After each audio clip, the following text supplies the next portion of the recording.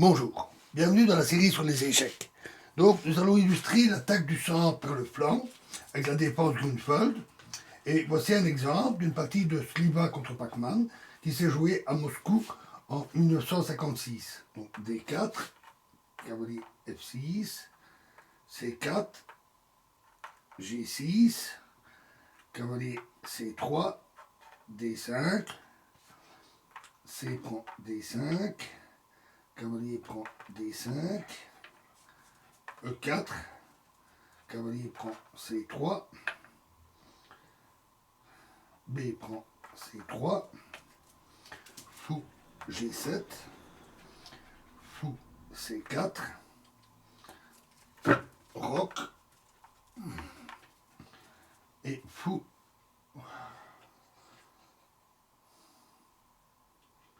cavalier E2, pardon, cavalier E2, et cavalier C6. Alors, en fait, c'est un coup très surprenant qui a été introduit, qui a introduit tout un système qui est dû au grand maître soviétique Simagin.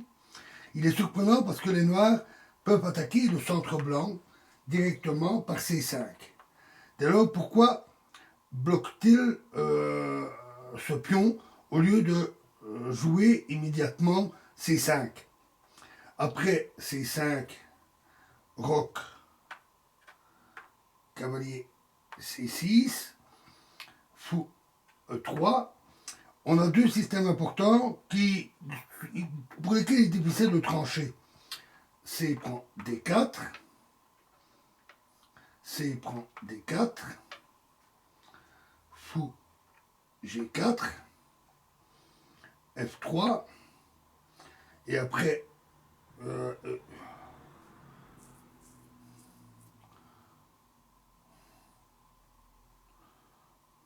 pardon,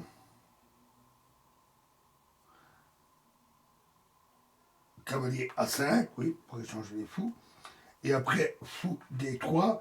Il y a deux variantes qui ont été tentées, deux variantes au moins, où les blancs sacrifient un pion pour la qualité. Tour C1, fou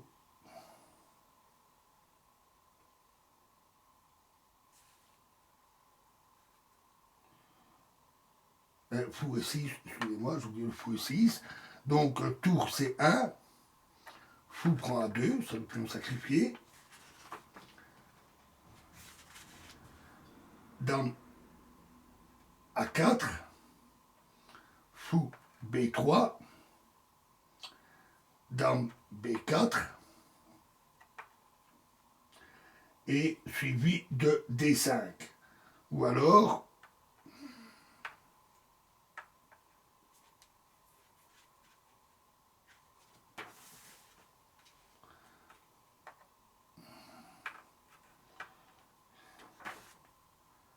directement D5. À ce moment-là, c'est fou prend A1. Dame prend 1 et F6. Alors, il est intéressant d'étudier à fond sa variante qu'on peut trouver dans tous les livres d'ouverture. Car ici, précisément, on trouve beaucoup de tournures stratégiques importantes qui concernent les problèmes du centre. Mais comme la correction des deux sacrifices n'est pas démontrée, le sacrifice de pion passé passe même peut-être à peine correct, il vaut mieux jouer tranquillement. Donc après, revenons en arrière, F6, dame prend A1, fou prend A1, D5. Donc il vaut mieux jouer tranquillement, tout simplement, tour C1, qui est considéré comme le meilleur. Et après cavalier C4, c'est tour prend C4, fou D7, dame B3, dame A5, un très bon coup, et cavalier C3. Il semble que ici le centre de pion soit un peu plus important que la paire de fous noirs.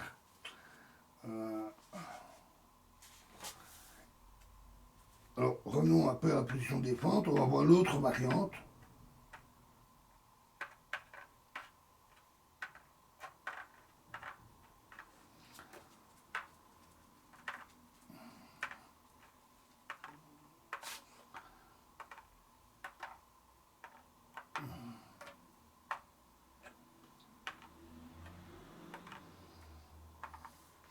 Donc, après D4, cavalier F6, C4, G6, cavalier C3, D5, C prend D5, cavalier prend D5, E4, cavalier prend C3, B prend C3, fou G7, fou C4,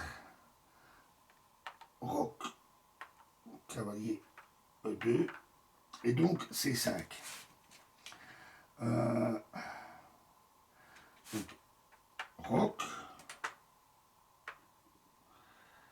cavalier C6, fou E3. Donc, l'autre variante qui a été tentée, c'est dame C7. Après, tour C1, tour D8, F4. Mais ici non plus, il n'est pas certain que la position très agressive des pions blancs donne un avantage concret. Alors, revenons ici, tour D8, tour C1.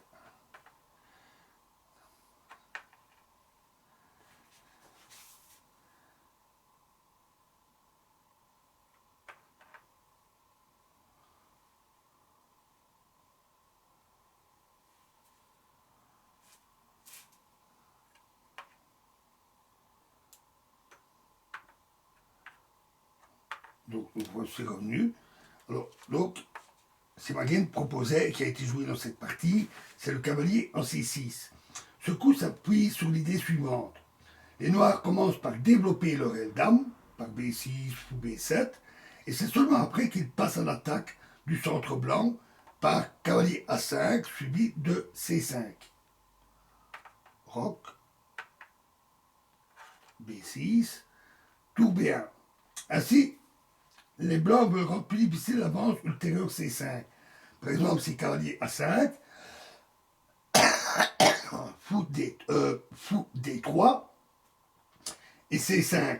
Alors les blancs peuvent jouer D5 et après E6, jouer C4. Ce coup n'est possible que si la tour a quitté A1 à cause de la diagonale du fou noir. Toutefois, ce coup n'est pas très bon. Meilleur aurait été fou E3 et après fou B7, pas tout de suite cavalier A5, parce qu'alors fou D3 et C5, il vient également tour C1. Donc jouer fou E3 et après fou B7, jouer tour, à ce moment-là, seulement jouer tour C1. Ça c'est très bien. Mais tour B1 n'est pas bon. Fou B7, c'est une perte de temps. Fou A3. Alors, encore une fois, les blancs veulent maintenir la case C5 sous contrôle pour prévenir l'attaque sur leur centre. Mais en réalité, ils favorisent le plan de l'adversaire. Correct ici aurait été à nouveau fou E3 et après dame D7, dame D2, tour D8 avec une position, on va dire, sensiblement égale. Mais ceci n'est pas bon. Cavalier A5, fou D3, dame D7, F4. Encore probablement une erreur. C'est une action si agressive qu'elle ne peut être efficace qu'en présence d'une formation centrale suffisamment solide. Dans les circonstances qui sont données ici, c'est une nouvelle erreur stratégique, après laquelle la position blanche s'écroule rapidement, malgré la formation assez impressionnante des pions D4, E4 et F4. Le coup C5 ne pouvait même pas être évité par une tentative de répétition des coups, Par exemple, si au lieu de jouer F4, ils avaient joué fou B4, cavalier C6, fou A3, à ce moment-là, les noirs jouent tour FD8. Et après F4, E6, F5, E prend F5, E prend F5 et cavalier A5, etc. Et la forte pression au centre permet aux noirs de conserver l'avantage. Et maintenant c'est 5. Et oui, très bon coup.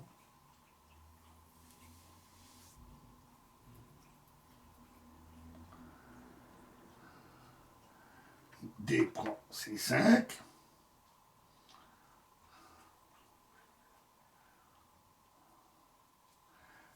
Alors,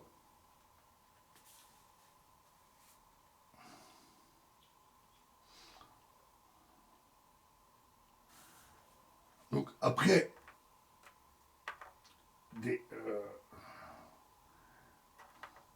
après D5, les noirs élimineraient le centre blanc par un coup de l'autre côté, par F5. Donc D prend C5, tour D8, fou C2, obligé, dame C7. Alors, évidemment, après dame C1, cavalier C4, et les noirs ont un avantage positionnel vraiment décisif. Donc, dame E1, cavalier C4 aussi, C prend B6, A prend B6, fou C1 et cavalier A3. Le pion A2 ne peut pas s'échapper.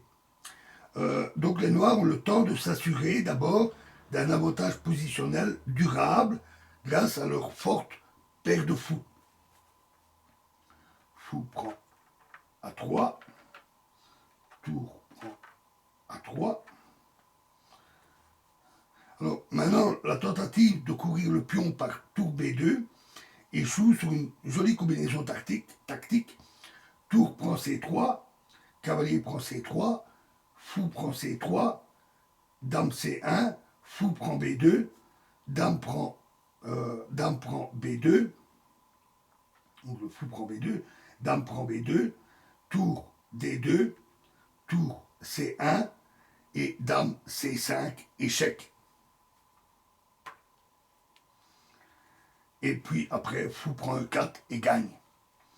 Par conséquent, les blancs vont essayer de renforcer le pion, ou plutôt que de renforcer le pion, ils préfèrent le rendre le pion noir qui a été sacrifié, en rendant le pion, et ils essaient de barrer au moins la diagonale du fou G7, beaucoup trop agressif. Tour prend A2, fou B3, tour D2, tour F2. Alors ici, on a bien tour D1, tour prend D1, fou prend D1, et alors fou F8, et rien n'est joué pour les blancs. Donc tour F2, E6,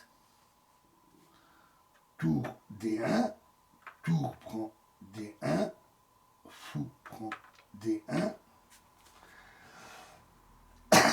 Alors, de cette formidable position centrale des blancs, il ne reste plus grand-chose. Le pion E5 gêne la liberté du fou, mais bientôt, il va être clair que même ce bastion ne peut pas se maintenir. Donc, G5, et voilà, F prend G5, dame prend E5, H4, dame E3, dame F1, tour D2, ça sent le coup-ci, roi H1 et tour prend D1. Et là, évidemment, ils ont laissé tomber, ils prennent la tour, la dame prend l'autre tour, ils ont perdu une pièce et leur position reste extrêmement compromise. Alors, dans cette partie, les noirs sont parvenus à dissoudre complètement la position centrale adverse par l'avance de leur pion CF. Une autre façon de combattre la force entre le pion est la pression des pièces sur les pions D4 et E4.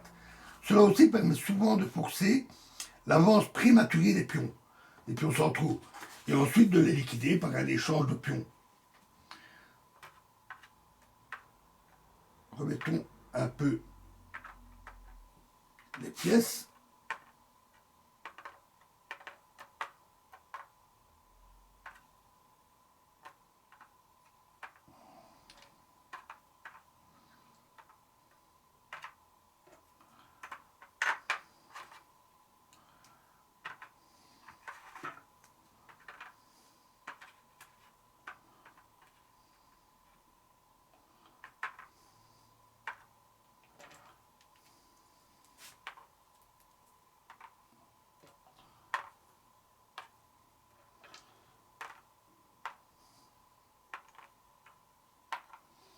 Voilà, donc un exemple simple d'attaque avec les pièces, c'est la défense à l'Ukin. Après E4, cavalier F6, E5, cavalier D5, C4, cavalier B6, D4.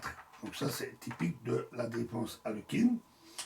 Si maintenant le pion blanc se trouvait encore en E4, les blancs auraient un avantage considérable.